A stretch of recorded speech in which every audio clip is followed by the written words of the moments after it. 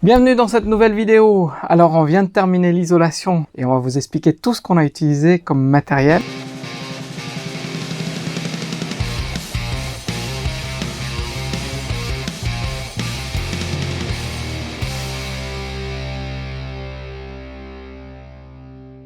Voilà, donc pour aménager notre camion, on a trouvé à louer un hangar, mais il n'est pas vraiment fermé.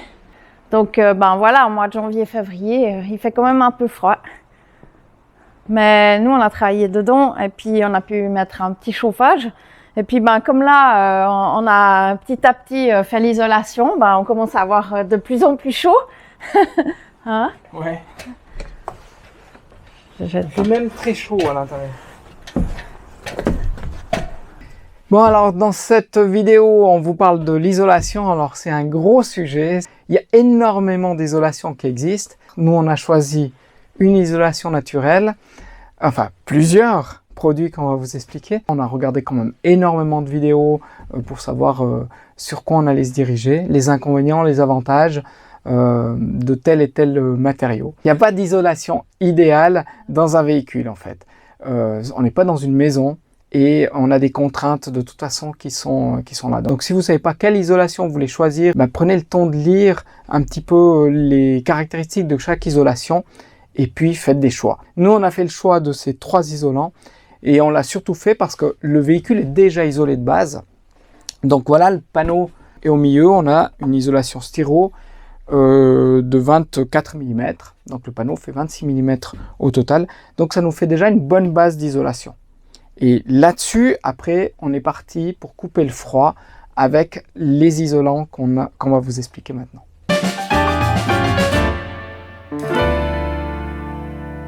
Pour commencer, on a appliqué une couche de liège. Alors du liège 4 mm en rouleau.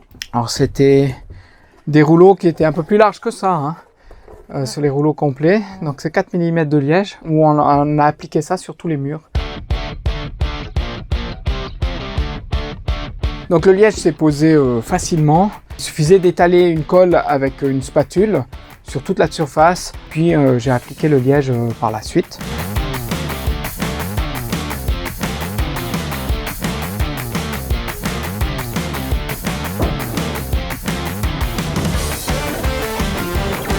Pour le plafond, c'était un peu plus compliqué. Donc là, j'ai utilisé du scotch double face. Donc j'ai rajouté entre ce scotch double face la même colle que j'avais sur les parois. Et puis j'ai coté avec des tasseaux.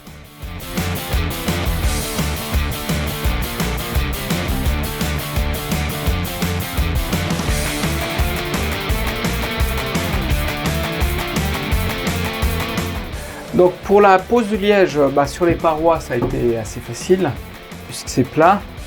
Le plafond aussi. La partie ici derrière, on voit pas bien de ce côté, que j'ai déjà fait avec ce côté. On a pas mal de plaques comme ça. Donc, c'est pas plat. Alors, ce que j'ai fait, c'est que j'ai collé ici, j'ai préparé des pièces qui se mettent directement à l'arrière. Je vais utiliser du scotch double face, mais qui est quand même très fort. Et puis, je prépare mes petites pièces comme ça. Et puis par-dessus, je vais remettre encore une qui va être collée, encore une plaque de liège après. Comme ça, je suis sûr qu'il y a ce point de froid qui sera bien coupé. Là, c'est très froid et là, c'est déjà bon. Donc toutes ces pièces-là, ça demande un peu plus de temps.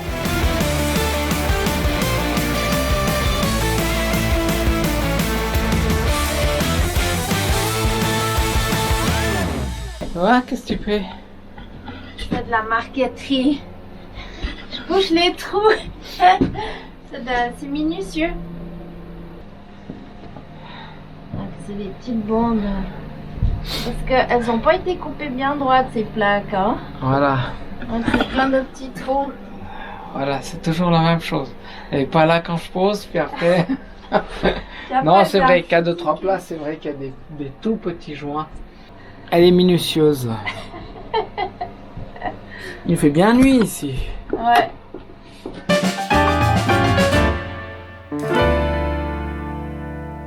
Voilà, une fois qu'on avait posé le liège sur les murs, donc on s'est occupé du sol. Donc Thierry il a posé des tasseaux. J'ai collé une bande de liège de 6 mm sous chaque tasseau pour que le bois ne soit pas en contact direct avec le sol. Et puis je les ai fixés ensemble sans les coller au sol.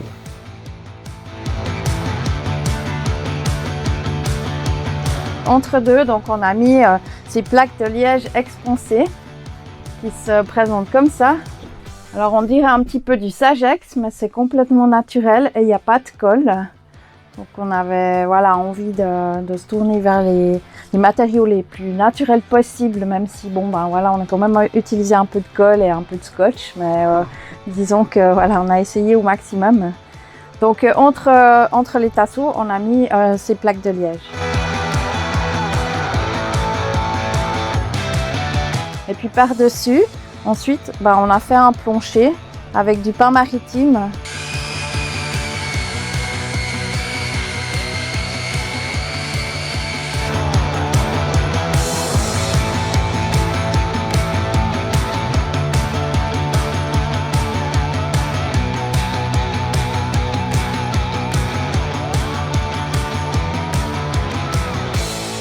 Voilà.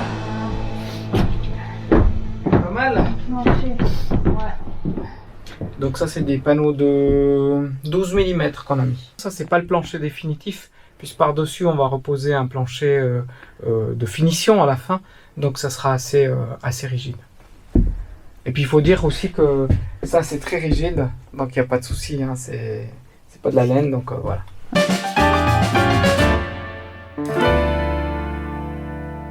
Par-dessus le liège, on a mis cette fameuse laine de mouton qu'on a commandée ici en Suisse. Alors c'est une laine de mouton de 20 mm et c'est facile à travailler, ça se découpe, c'est super doux. Voilà. Comment on s'est pris pour poser cette laine? Ça a été facile, hein? Contre les murs, ça a été pas mal, donc on a mis ça entre les tasseaux. Enfin, nous on dit lombourdes, mais voilà, au tasseau. En calculant quelques millimètres de moins de chaque côté. Donc là, je me suis fait des cales que je vais mettre entre deux pour être pile la grandeur.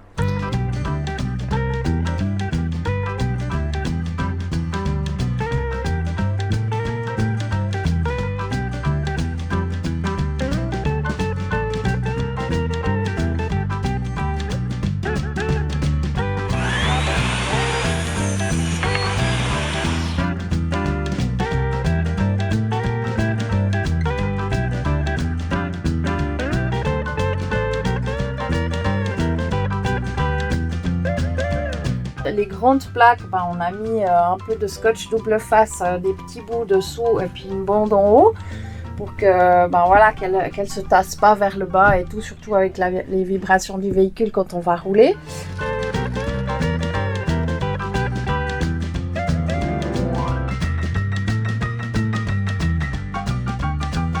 J'ai mis son pullover. Voilà. Et puis, il y avait des endroits où il y avait des plus petits morceaux à rapiécer et tout selon les formes qu'on avait à boucher. Pour le plafond, c'était un petit peu plus délicat. Donc, on a mis des grandes bandes de scotch. Et puis ensuite, il a fallu chaque fois mesurer la distance entre les tasseaux, la longueur exacte, couper la laine. En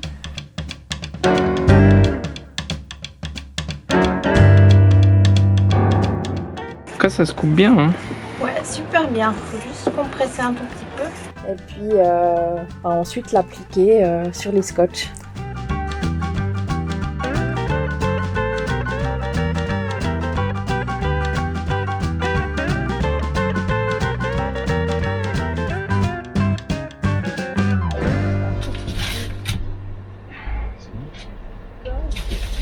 Bon, on n'a pas mesuré tous les tasseaux parce qu'une grande partie, il y avait les 60 qui étaient déjà, juste. Oui. Mais c'est clair qu'ici, on a une à 60 et ici, quand on arrive vers le lanterneau, c'est plus court. Oui, puis il y avait le tour de la porte. Voilà, ouais. Parce qu'entre deux, tu as fait la porte. Bon, ça, on vous expliquera dans une autre vidéo, la pose de la porte et des fenêtres. Ça sera dans la prochaine vidéo, d'ailleurs. Et puis, après ça, on a mis ce frein vapeur. Ça sert à quoi, Thierry? Alors, ça sert à protéger cette laine de mouton En fait, quand on emploie de la laine minérale ou végétale ou animale, comme on a là, enfin naturelle, faut savoir que dans un fourgon, on a énormément d'humidité, fourgon, camping-car. Donc, en posant ce pare-vapeur, enfin ce frein vapeur, ça empêche l'humidité d'atteindre cette laine. Par contre, s'il y a de l'humidité qui se forme à l'intérieur sur la laine, ce frein vapeur va laisser ressortir l'humidité.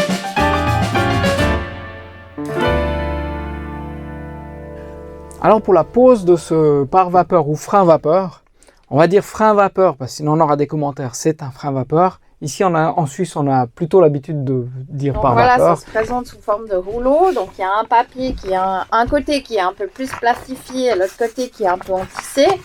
Donc il faut simplement le dérouler, enfin simplement parce que ça a l'air simple. Mais c'est pas si évident parce qu'il faut éviter un maximum les plis.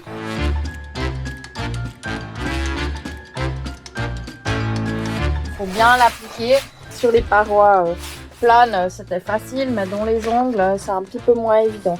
Une personne l'a tenu, l'autre a mis des agrafes, quelques agrafes pour déjà tenir un peu le tout.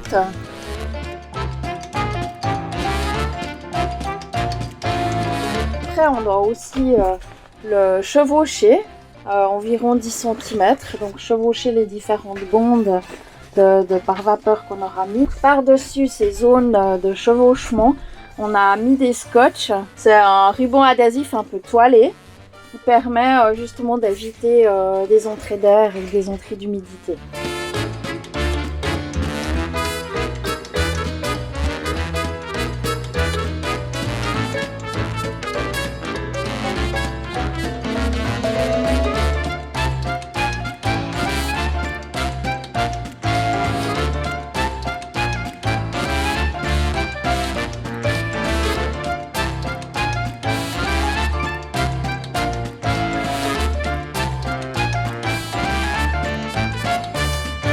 On ne devrait pas trop avoir d'humidité puisque comme la paroi est déjà isolée, comme on vous a expliqué avant, on a mis ce liège pour pouvoir couper le pont de froid, mais la paroi n'est pas totalement froide puisqu'elle était déjà isolée. Et puis en fait, c'est quand on a de la chaleur, de l'air chaud qui circule sur une paroi froide, vous avez tout de suite de l'humidité qui se fait. Cette humidité, il faut pouvoir la sortir. Donc c'est pour ça qu'il faut vraiment mettre un frein vapeur qui laisse sortir l'humidité. Sinon votre paroi va complètement pourrir en fait. Qu'est-ce qu'on peut dire de plus sur ce pare-vapeur? Non, ça a été pour le poser. Ce qu'il faut faire attention, oui, on a une caisse rectangulaire, mais on doit quand même faire attention puisqu'on va appliquer après du bois. Et dans les angles ici, de ne pas laisser venir en rond parce que sinon ça va tendre après puis ça va se déchirer quoi. Et puis par exemple ici, j'ai des petits supports. Voilà, on a fait des supports ici pour notre lit, qu'on vous montrera dans une autre vidéo aussi. Et ces supports, il faut faire attention aussi que ça soit complètement étanche. Alors, les tours de fenêtre, je les ai pas encore finis. Puisqu'ici, je vais revenir avec du scotch. Ici, il y aura forcément de la condensation qui va passer derrière. Alors, je ne l'ai pas fait tout simplement parce qu'on n'a pas collé les fenêtres. La température est trop froide pour le moment. Les silicones ou les colles qu'on va utiliser, alors c'est des colles spécifiques, je sais plus, c'est pas du silicone. On peut pas travailler en dessous de 5 degrés. Donc on a décidé de pas les coller. Pour le tour de porte, la même chose. C'est pas terminé, mais on voulait pas prendre du retard dans les travaux. Donc on s'est dit voilà, on fait cette solution-là. Et puis après, on a aussi collé toute la bande au sol. Il est bien étanche. Ouais. On peut presque faire un sous-marin. Presque. Ok, alors on a fait le tour. Ouais. Merci d'avoir regardé cette vidéo. Et on vous dit à bientôt pour la suite des travaux.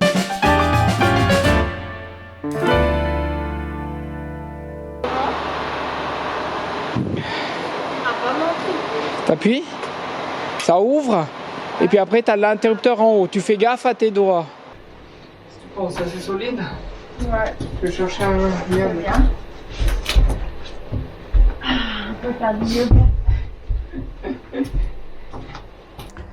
Donc on a reçu cette isolation. Voilà. Donc on a reçu cette on a reçu cette isolation en laine de mouton. On va attaquer la laine, la suite de l'isolation avec la laine de mouton. Ça c'est trop bien, c'est tellement doux. Moi j'aime les moutons, ils sont tellement gentils.